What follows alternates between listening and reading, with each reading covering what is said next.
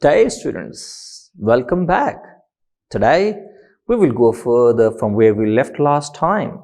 Yes, we are indeed in convention industry, but this time I'll take you further into further details such as who are convention customers, and we will also talk about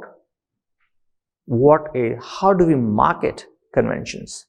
So marketing and conventions and profiling convention customers. Well, did I say profiling? Indeed, I said profiling. So what is profiling? So profiling is actually knowing your customer, who they are, what they prefer, what they like, how much they spend, and whatnot. So we'll come in details in the coming slides. Now, there are two main players in the convention business that when we talk about I'm talking about who are agents. I'm talking about who are specialists in liaising conventions. So you are actually convention specialists. So you may not be a business in the sense you may not be hotel, you may not be a convention center. Like, have a travel agents? Well, you could be part of it. Or it could be part of a travel agency or tour operators, right? Now, customers for us means customers who actually are wanting to have the conventions or meetings. And the suppliers are the hotels, the food and beverage, the audiovisuals, all those people who supply the requirements, fulfilling the requirements of the customers. Then where do we stand? As I explained to you, we are the middlemen. Now, in the business of convention business, so we're talking about customers or those who use convention facilities. Now, when you segment this up, that means you break it down into further parts. So we call it profiling of a customer. Similarly, we profile our convention customer.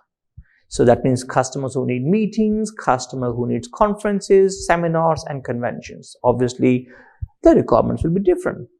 A meeting could be just for 4 people, and a conference could be maybe 200 people or maybe 500.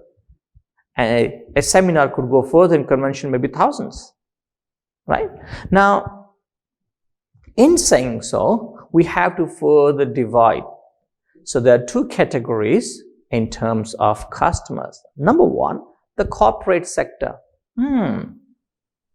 Let's first define what is corporate sector. Who are the customers from corporate sector? In saying so, who has a mobile? Well, I do have. I'm sure you have too. And if you have a mobile, which company is that from? Samsung, Motorola, Nokia, Carbon, whatever, even iPhone, whatever you may have. Okay. Now, if I talk about Samsung or even for iPhone, they have the representatives around everywhere in the world, right? So they have a huge infrastructure, isn't it? They have so many employees for them. Now, if they have to do the meeting for them, how would they do it? Or even in part of India, if they have to do the meeting, there are different states in India. And in further states, they have further subsections, right? How do they do that? So when we come to the type of the customers, comes to the corporate sector. When this mobile company, when they bring they want to have a meeting or a conference for their customer, for their own employees, they may have it. Or they want to train their employees, or they want to show customers something new. They want to launch a new product. So that's something that comes from the corporate sector. There's another one. It's professional and voluntary organizations. We'll come to both in detail in further slides though. But organizations like unions, associations, medical associations, or even voluntary organizations like Vision India, even Red Cross for that. Okay, so they also need to have a meetings, or need a place, a facility where they can meet together, discuss the agenda, move on, whatnot. So we'll come in detail further. Let's have a look.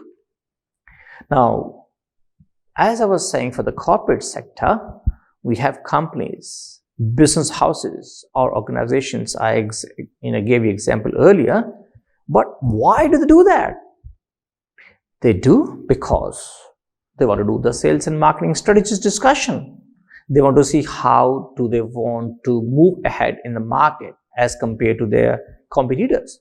Someone sitting in Finland, Nokia comes from Finland, someone sitting in Finland, how would they know what is happening in India unless they come and sit and do things, right?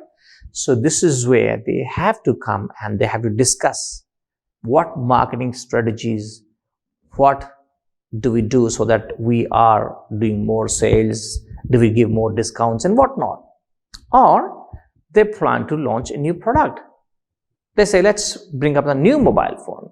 And now I really want to actually organize a press conference, bring all the media houses, maybe some celebrities, right?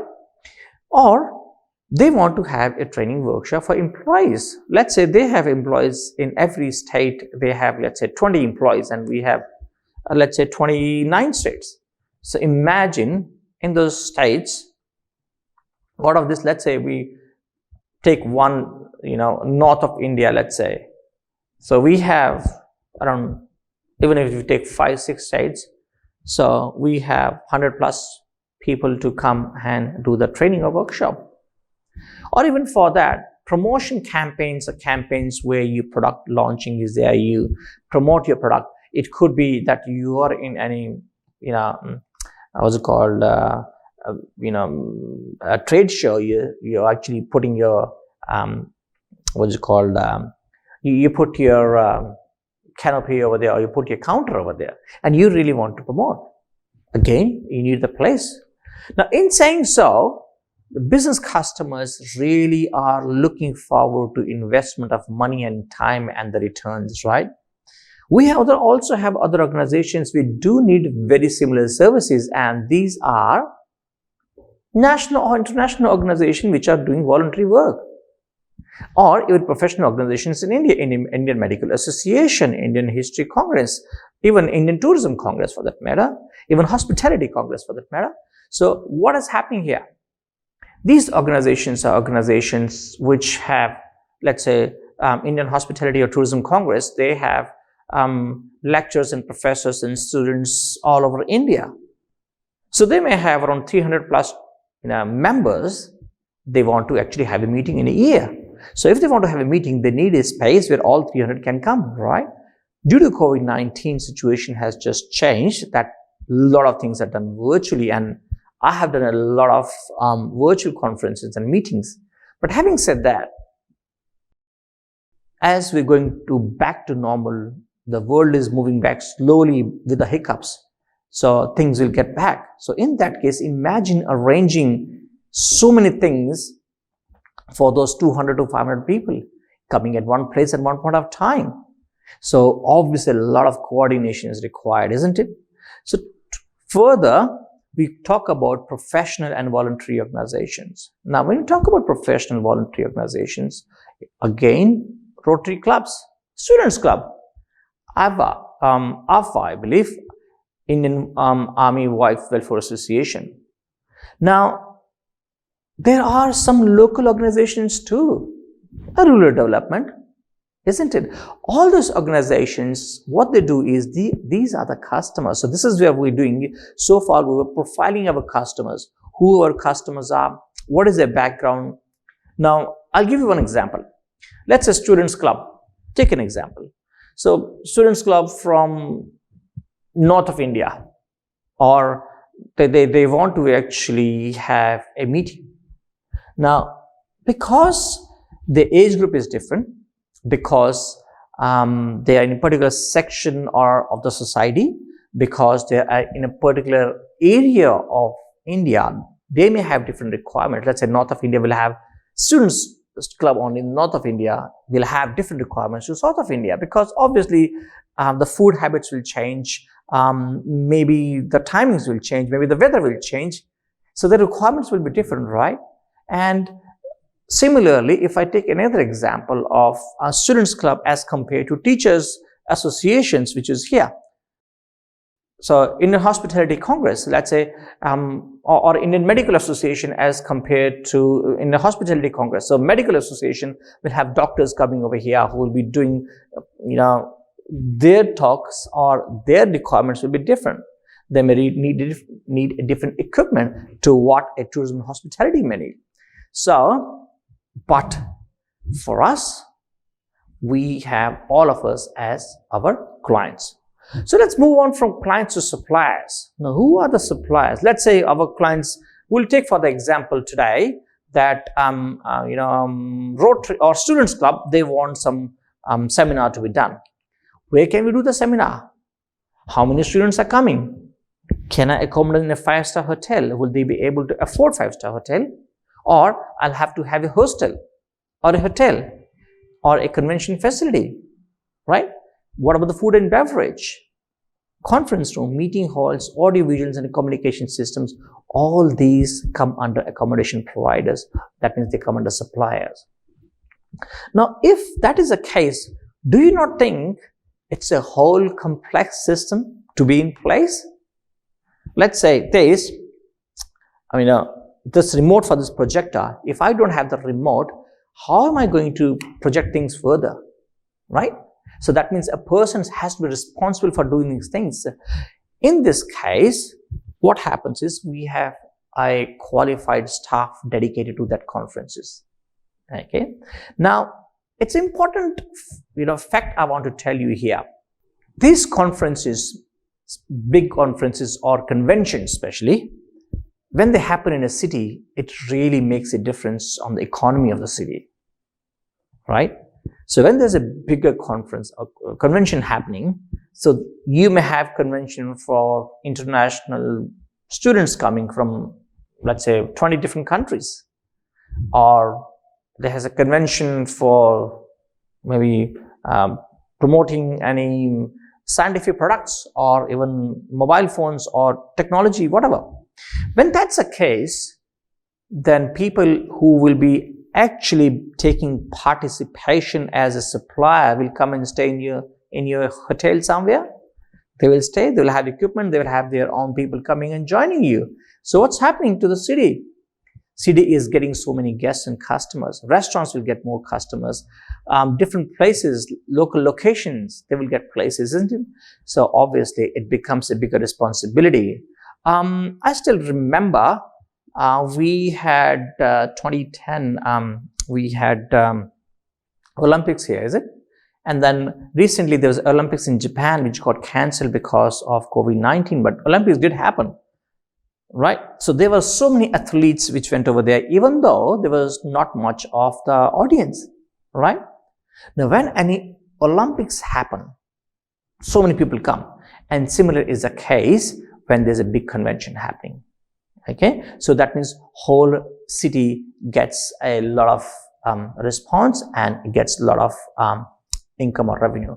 Now, second part is law and order, right? So law and order is also another aspect, a bigger aspect, which is required in terms of hosting convention. Now, we have tour operators and travel agencies. Obviously, these are people who give us special convention packages. What about their cargo? What about their luggage? What do they want to supply? Few things, some machinery and equipment, right? And who will clear the documentation, paperwork? So we also have meeting planners who will help us to organize and plan the meeting, executing them, and also convention consultants. And let's go back to the bigger ones, which is the convention centers itself. Now, if you look at and give it a thought, a convention center is a huge mega structure. Imagine you are hosting around 5,000 people or even 10,000 people in one place. It's a huge structure. And if that is within a city, you need a lot of money to invest into that, right? So they are private, they are government, and sometimes partnership between the both. Sometimes the hotels, they do have small meeting centers and maybe sometimes convention centers too if there's a bigger chain. Now, obviously, they are bigger places who can host a lot of people, and that is where we see that these convention centers are not just private but also part of the government. Yeah. Now, there are few considerations regarding the location of the convention center, because what happens is, where do we put these convention centers, and we have to see if everything that we are assuming or we wanted to have is available or it's functioning properly, and especially comes to the size. Because if I'm putting in more people than required, so I'm actually not giving them the best of experience. It may lead to accidents, it may lead to what's called a blockage of the ways, movement of the people. It may also have impact on cleaning and arrangement. It will have impact on overall, decor, overall atmosphere where this conference is happening or convention is happening. We need parking, support services. In such case, we have lighting, electricity, security. Then comes is, how close or far is it from the city? How can we reach there? The accessibility, transport. Is there anything for people to go out and have some good time after that? If the surrounding is nice and looking good, so people take a break, go out and come back. It is an opportunity for a city to actually, when they host a convention, it's an opportunity for a city to do the business. Right? Now, in terms of transport services, obviously, there are sometimes convention transportation specialists. So imagine when I was giving an example of Olympics, right? When there's an Olympics, people from so many countries come and a lot of buses are there, right? And imagine the same way if the convention is happening, people have to go from one place to another. There will be a lot of traffic jams. So we have to organize with the city civic bodies to make sure timings and whatnot, if there is any specialized transport to be arranged. Ticketing, marketing, flyers. When you talk about frequent flyers, they are different to normal flyer. That means if someone is joining this conference or a convention, so if they're joining your conventions, do they get extra points when they're flying so-and-so airlines? So you can contact them, hey, I'm buying 1,000 tickets from you. What is on offer? Well, now you have a stronger hand, right? You can go to a travel agency. Then comes, as I was saying, that you may have chartered buses or cars and whatnot. And then similarly, you can actually negotiate with travel agencies, even accommodation, transportation, entertainment. All such actions can be done based on how many, customers you have, how many people you are organizing for the conference or for the convention. Moving forward, we also have tourism department who actually gives you a permission, who actually allows you to do the conference in convention in the place or conference in the place, and who actually promote you, tell you, guide you through, or they develop policies which are conducive, or even sometimes they support you through funding. And that a bigger part of funding also comes through sponsors. Well, why should I sponsor? Well, sponsorship comes when some businesses, they want to promote their products and services. Yes, and imagine 10,000 people there in one place. They are focused on one thing, and then your product is being displayed over there. So people can see your product, and maybe it is displayed so many places, and the ad is coming. People know about your product. You may have some maybe session over there, and people can actually hands-on and involve and ask questions, and even pre-launch, you can do that, right? So you can also even sponsor lunch. Lunch is being sponsored by Nokia or Samsung, or for that matter, local tourism organization. Sightseeing tours, wineries. So all those are actually the sponsors who help us in the convention business. But how do we choose a destination? what is required in choosing a destination. So let's look at what exactly are the factors that influence in terms of decision on choosing a destination for meetings or conventions. So the most important thing is how close and far it is. Well, even if it is close and far, do we have the right transportation? Is it near to the motorway or highway or freeway? How far is it coming from the airport? Why does it matter? It does matter because if you are asking for 10,000 people or 5,000 people, even 500 people to come to one place, and you don't have the proper way of reaching over there, doesn't make sense, isn't it? And then comes, if they have to stay for 2 days, do they have enough accommodation in that particular area? And what about food and beverage? So do they have, right?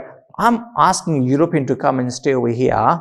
Let's say I take him to somewhere in the remote place, which is maybe 100 kilometers away from Delhi, and there are no food and beverage as per him. We give him all spicy food from India, and he will, in 2 days, he will run away. Not even 2 days, 1 day, he will not have anything to eat.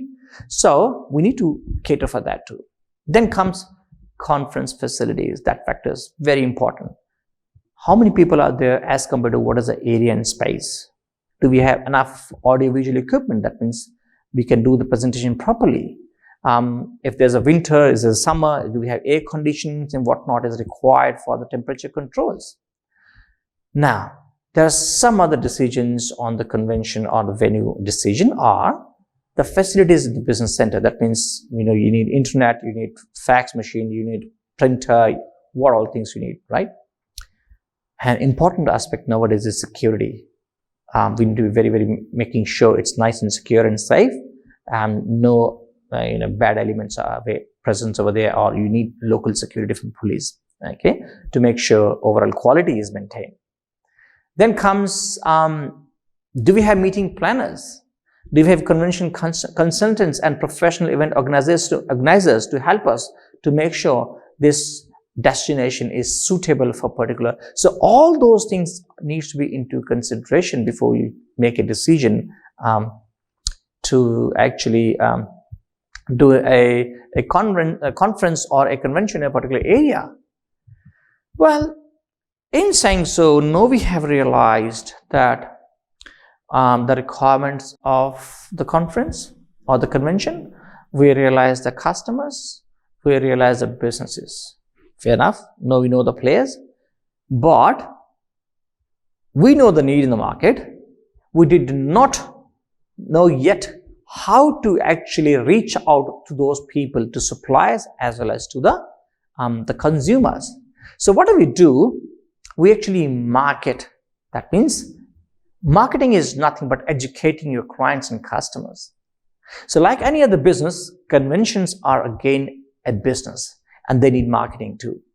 So obviously to do the marketing, there are a few aspects like marketing research, profiling customers, product design, pricing strategies, promotions, advertisement, and hard selling, and then we'll go one by one. So first of all, what are the characteristics of marketing for convention?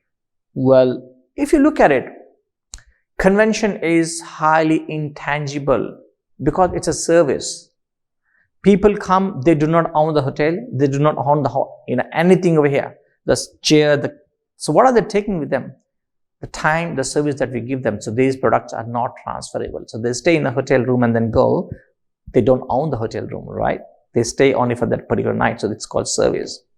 So that's why it's quite unpredictable whether nowadays COVID-19 or whatnot. Again, you provide your service for the facilities and conference center. At the same time, the consumption and production of the service is the simultaneous. I'll give you an example. So if you're going to a barista and you're asking for a coffee, by the time you're interacting with him, he's making coffee for you. So that experience is made at the same time, at the time that you are actually utilizing the experience. So this is the part in hospitality and tourism. The production and the consumption is at the same time. Obviously, let's say if I want to say I want this standard and that standard of mobile phone Nokia's so-and-so or Samsung so-and-so, you have a brand, and so you will see all the phones in the same standard and quality and size and design. Can you do this same thing for the meetings and conventions? No, you can't, because there's a human factor involved. If you ask me to say the same things again, maybe I won't be doing 100%, because it's not that I'm not a robot, right? Similarly, there's an uncertainty. And obviously the bigger factor is the price, okay? And then comes on profiling and customers. Obviously, it's very, very important to know what product are you selling to which customer. If you do not fulfill their requirements and needs, or if you don't listen to the requirements and these needs, so one mistake can cause a big loss and dissatisfied customer, having big losses in your businesses. Another good idea is to keep the history of the customer if they're the same customer. And that helps you to segment your market, maybe become more close to what the requirements are and help them over here in delivering the products what they require. And that's called opportunity scanning. I know this customer came last time and they're wanting to have extra space because they thought that they will have only 200 people, but they got 300. So fair enough. That means next time they need bigger hall. That's an opportunity for me. Another thing to do that is to, when you market, you actually do the familiarization tours. And that is that you bring them up to the destination, the place. It could be done virtually also. Now, another thing is, in terms of marketing, you look at how do you market. You do it online, you do flyers, you go networking, you can actually talk to them face to face, give them phone calls. But the important part is you must actually look at the current trends, what's going on in the market. You should know and be aware of your market. Who's doing what is the latest technology, what is the latest trend going on, how people are behaving, how others are doing, and what could be done other than that. You can go one step ahead. In saying all those things, it's very, very important that your staff is well trained. And obviously, you must make sure that the staff that you're training is also aware of what the requirements of your customers are. In saying so, what did we cover so far? First thing we did is we actually profiled our customer. That what are the customers or convention customers? They could go for meetings, they could go for seminars, they could go for conventions, who they are, where they come from. Do they come from corporate sector or do they come from volunteer organizations, right? And how did we market them? How did we speak to different segmentation? How do we reach out to them? What do we do in our training or our employees? Or how do we reach out? What different maybe social media marketing can we do, or what different ways that we can do marketing?